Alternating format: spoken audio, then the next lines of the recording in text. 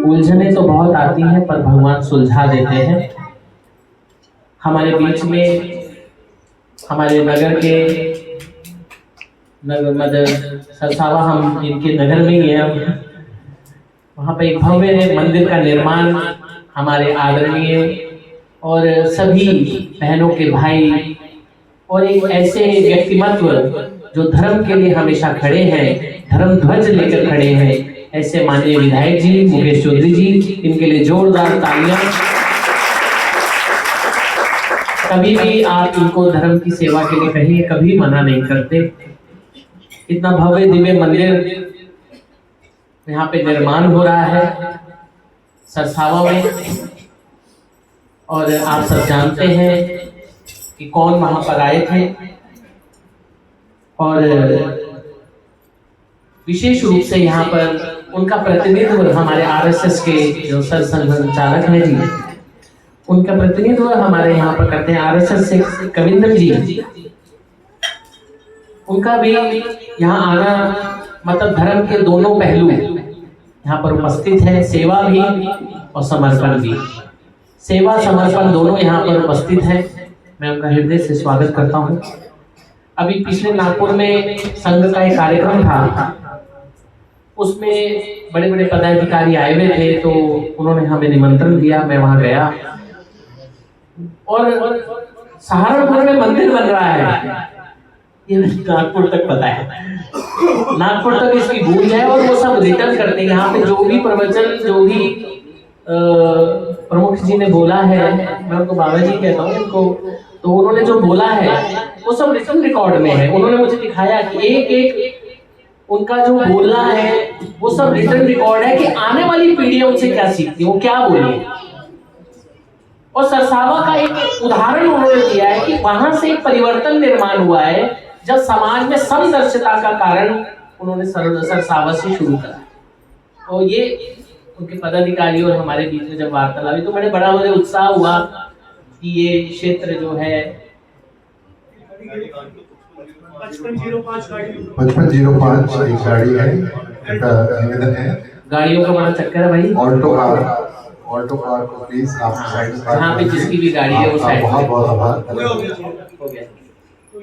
तो मैं आज बड़ा गौरव महसूस करता हूँ कि विधायक जी, हमारे माननीय कविंदर जी, हमारे समाज सेवक के पाली साहब जी, हमारे संत समाज की और जोड़ने वाले हमारे संदीप शर्मा जी, हमारे प्रताप जी, और विशेष रूप से चक्कर साहब, ये सब आज यहाँ पर ईश्वर के आनंद को, ईश्वर के आशीर्वाद को प्राप्त करने के लिए आए। और मैं आपको निश्चित बताता हूँ, यहाँ से आप वो सुख और आशीर्वाद लेके जाएंगे।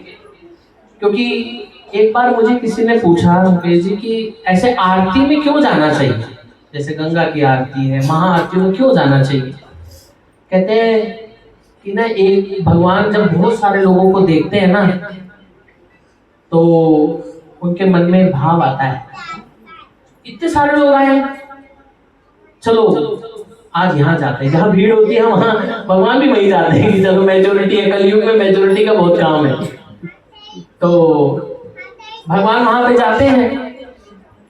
तो एक ने मुझसे पूछा, दिल्ली में आरती चल रही थी, तो एक बूढ़ी माता ना आरती के बीच में खड़े होकर अपने भोग की थाल को हाथ लगा रही थी। हमारे में हाथ लगाने की ऐसी परंपरा है। तो मैंने उससे पूछा, अरे बहन माता जी, आप इसको बार बार थाल को हाथ क्यों लगा रहे हो।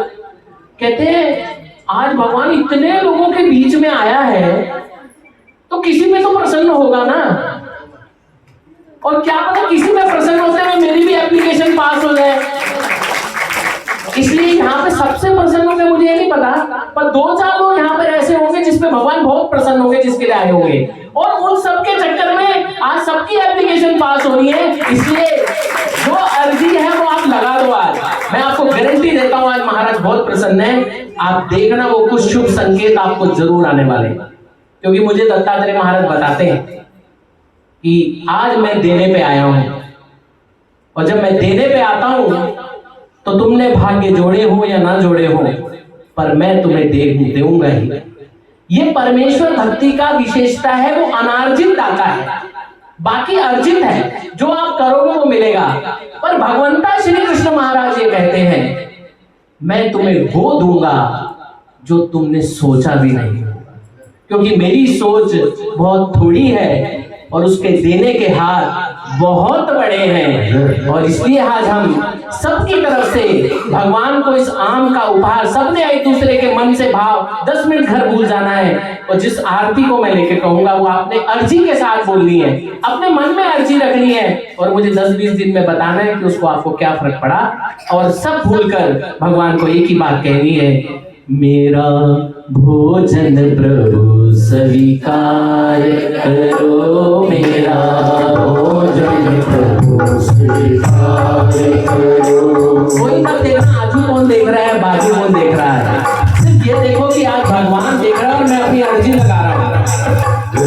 मेरा भोजन प्रभु स्वीकार करो, मेरा भोजन प्रभु स्वीकार करो, मुझे भवसागर से पार करो, मुझे भवसागर से पार करो, मेरा भोजन प्रभु स्वीकार करो, मेरा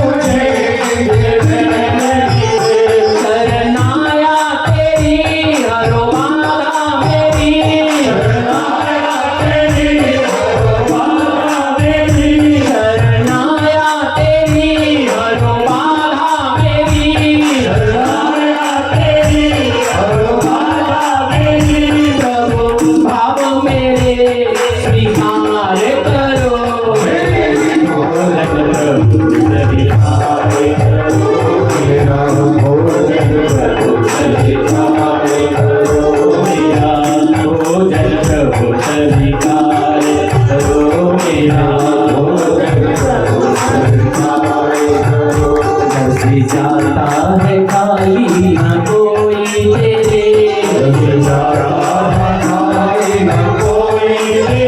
यहाँ से कोई खाली नहीं जाने वाला है।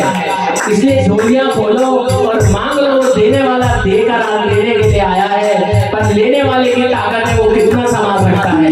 और भगवान को कह रहे हैं आज मैं जाऊंगा भी नहीं, आज हड़ताल पर बैठा हूँ। जब हड़ताल पर बैठते तो सरकार भी सुनती है और बड़ी सरकार भी सुनती है। इसलिए घर से जाता है खाली न कोई तेरे, घर से जाता है खाली न कोई तेरे, देंगे प्रभु वरदाता अब मेरे,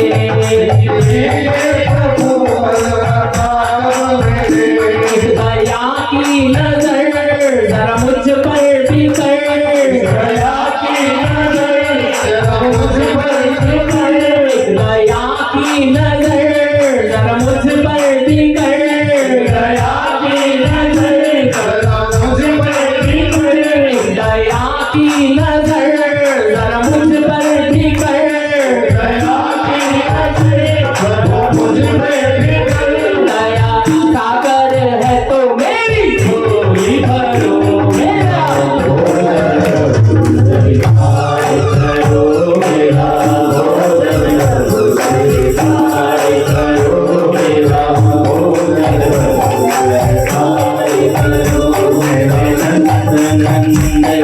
आनंद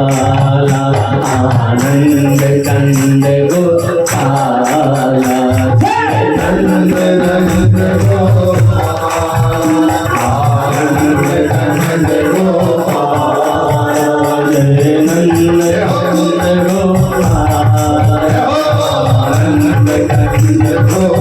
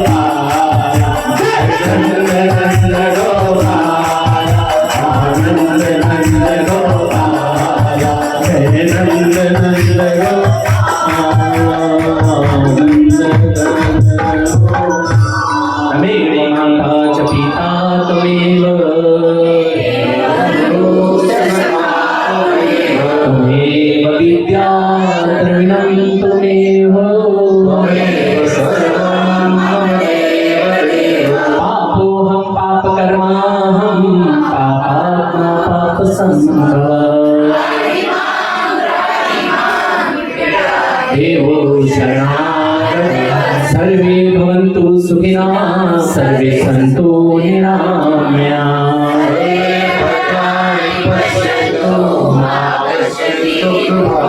हे प्रभु मैं अमित दोषों से भरा हूँ। 5 मिनट की प्रार्थना है सबके लिए। नजर नीच कर तेरे आगे खड़ा हूँ,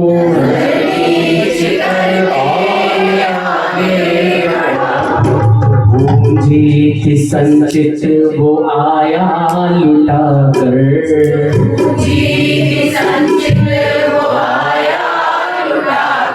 क्षमा कर प्रभु मेरे मुझको क्षमा कर,